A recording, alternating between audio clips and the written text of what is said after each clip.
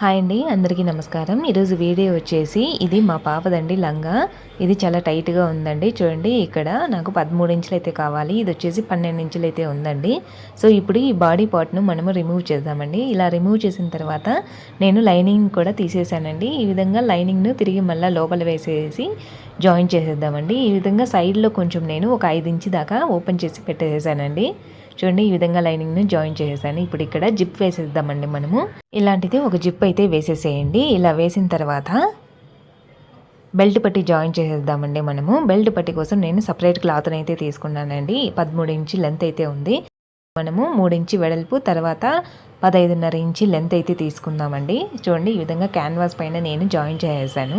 First 2 వైపులా folding చేసేసేయండి. తర్వాత లోపల నుంచి పై వైపుకు ఈ విధంగా నేను పెట్టిన విధంగా పెట్టేసేసేయండి. చూడండి, ఈ విధంగా మనకి 13.5 ఇంచు అయితే వచ్చిందండి. ఇది మా పాపకి అయితే చాలా బాగా సరిపోయింది. Thank you for